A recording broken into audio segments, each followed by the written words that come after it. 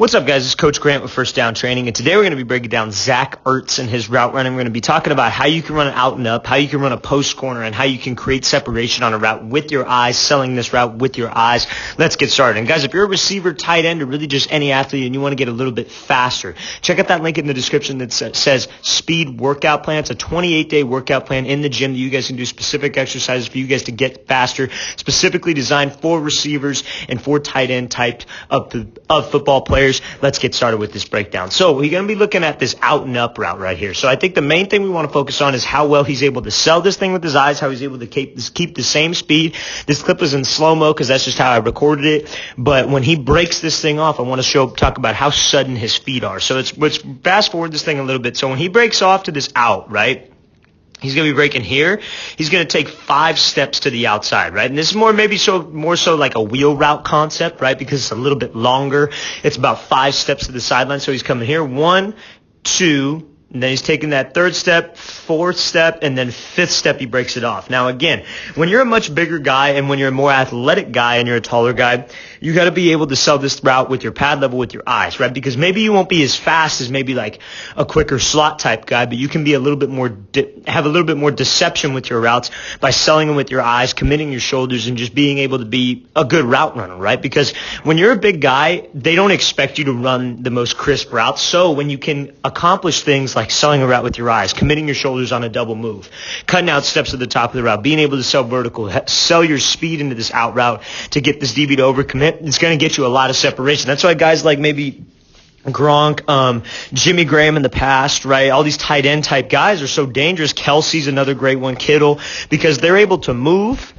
Obviously, they don't move as well just because of a size thing as like a quicker slot type guy, like I said before, but their technique is clean. And again, technique is what gets you separation. So what gets this DB to undercut this thing is he's shooting his eyes back to the quarterback. Now, this DB has high eyes, right? So you want to be really focusing on their hips, but still, if you commit your hips like how Ertz does here, that could still get him to undercut this route, right? Because you got to shoot your eyes and you got to commit your hips and you got to commit your shoulders. That's what will get this DB to get a little bit greedy and try to undercut this route, and then I'm very sudden. I just pop this thing off. You see how he's not reaching out for this cut. He's not leaning back. He just keeps the same pad level. He's just running out here. When he hits that 5th step, he just breaks it off, and you see he's here. He doesn't look away right away. He's still focused on driving and still focused on getting out of here for at least maybe 2 steps. Now he's looking for the ball. He's focused on continuing to get separation from this DB. Then the quarterback's going to put this thing over the top. Great route here. Let's watch this thing again one more time. So he's coming out here again, 5 steps. 1, 2, 3, 4, 5. Break it off on the 5th step. Don't let your eyes drop until you hit that 5th step.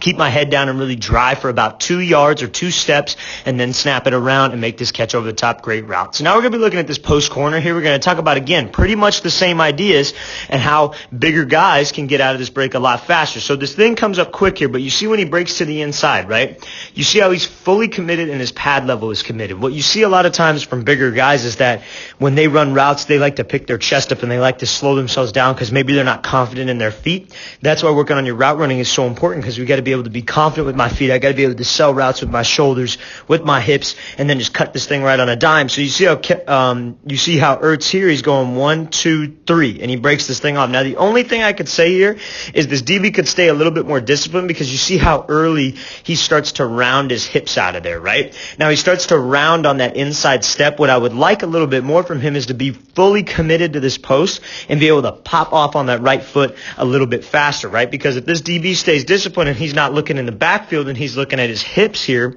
and he sees that his hips start to open up, that DB can react a little bit better. So I would say this is more so a little bit more of undisciplined play by the DB than so much great route running. But again, like we talked about before, when you have a great pad level and you have great speed and you can move well and sell routes well, when you're that size, it's going to get you some separation, especially down here in the red zone when things are tight. And you don't want to try to cover this guy going over the middle. That's another thing that's a big indicator for this guy to break on this ball, for this DB to break on the ball, because you don't want a guy this size to cross your face. And you don't want to stay disciplined and play on his outside, because all the quarterback has to do is put it on him, and he's going to make that catch because he's a bigger physical guy. So we got to use that to my advantage as a receiver. I got to make sure that I'm committed here.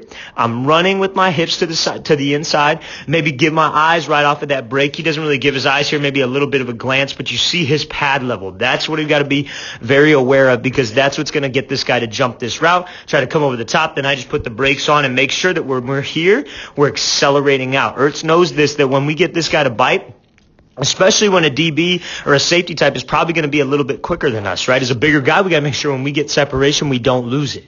We continue to keep this separation by pumping my arms, continuing to run my arms, continuing to drive out of this break to win that race back to the ball, because the ball's coming here. We got to win the race to the ball. This DB's a step behind. That's a great job here by Ertz. Let's watch this thing again one more time. So he's coming out here. 1, 2, 3. Break this thing off. Maybe don't round this thing a little bit early. Great job here by Ertz. So now we're going to talk about how your eyes are what gets you separation, but also how this DB should have played this thing a little bit better, right? So let's fast forward this all the way here.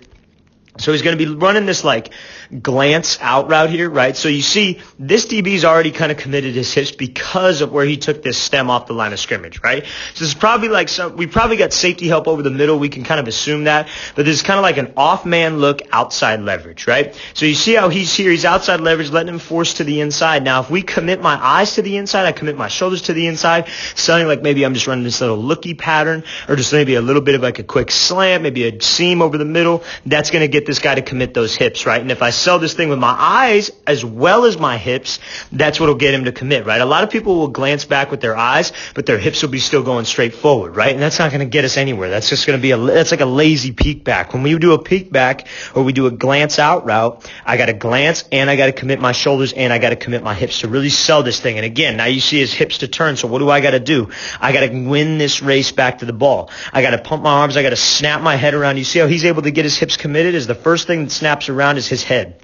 That's what gets him back on this 90-degree angle, right? What a lot of guys like to do is they'll make this break off the out and they keep their head down for about 3 steps and they'll cause this drift and they'll be running away from this ball. You want to snap your head around because that's what will force your hips to get around. And I want to continue to pump my arms and drive out of this break to create separation. Let's watch this thing again one more time.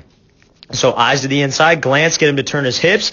Let's break this thing off. Let's snap my head around. Let's make sure I accelerate out of this break.